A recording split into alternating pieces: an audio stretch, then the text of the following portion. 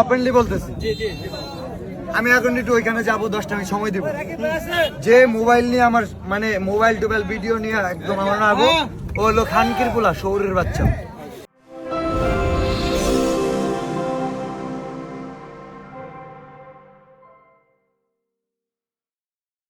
থরসব বিল্লাল দেখেন কিভাবে কন্টেন্ট ক্রিয়েটররা গালাগালি করছে। ওপেনলি বলতেছি আমি এখন একটু ওইখানে যাবো 10টা আমি সময় দিব যে মোবাইল নিয়ে আমার মানে মোবাইল টোবাইল ভিডিও নিয়ে একদম আমার নাগো ও হলো খানকির পোলা শহরের বাচ্চা। বাংলাদেশের আলোচিত কন্টেন্ট ক্রিয়েটর থরসব বিল্লাল গত 3 মাসে 44 লক্ষ টাকার ইনকামের কথা প্রকাশ করার পর থেকেই ছেলে মেয়ে থেকে শুরু করে বুড়ো বুড়িরাও কন্টেন্ট ক্রিয়েশনে ঝুঁকছে।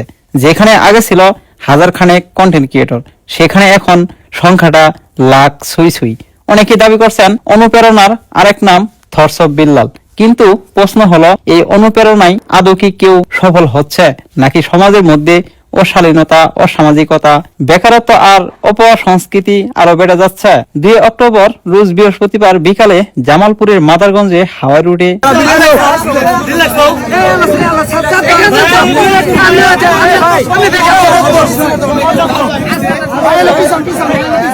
স্বাভাবিকভাবেই তিনি ভাইরাল পারসন, তাই ভক্তদের ভিড় হওয়াটা অপ্রত্যাশিত নয়। কিন্তু ভক্তদের ভিড় ও হইচয়ে বিরক্ত হয়ে থরসব বিল্লাল তাদের মা বোনকে জড়িয়ে অশালীন গালাগালি দেন।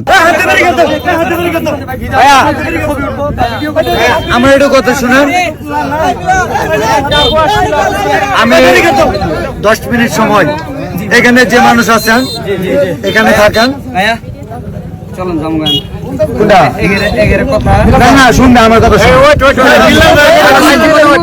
আমি এখন ওপেনলি বলতেছি আমি এখন একটু ওইখানে যাবো 10টা আমি সময় দিব যে মোবাইল নিয়ে আমার মানে মোবাইল টোবাইল ভিডিও নিয়ে একদম আমার নাগো ও হলো খানকির পোলা শহরের বাচ্চা।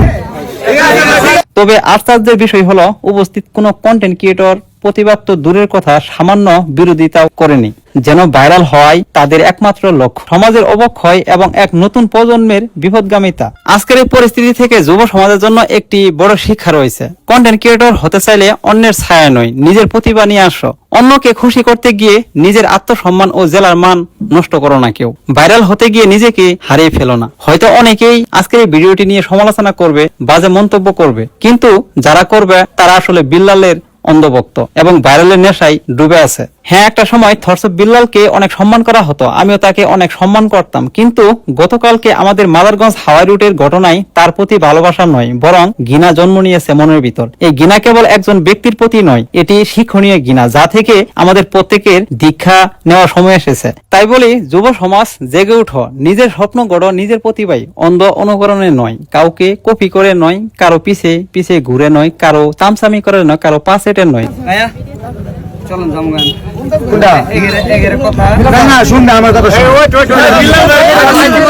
নিজের প্রতিভা তুমি ফুটিয়ে তুলো অনলাইনের মাধ্যমে, তাহলে তুমি দেখবা তুমি তোমার জায়গা থেকে সফল হবে ইনশাআল্লাহ। সম্মানিত ভিউয়ার্স, আজকের এই ভিডিওর সম্পর্কে এবং থরসব বিল্লালের সম্পর্কে আপনার কি মন্তব্য অবশ্যই কমেন্টসে লিখে জানাবেন, আর এই ভিডিওটি শেয়ার করে সবাইকে দেখার সুযোগ করে দিবেন। সবাই ভালো থাকবেন, আল্লাহ হাফেজ।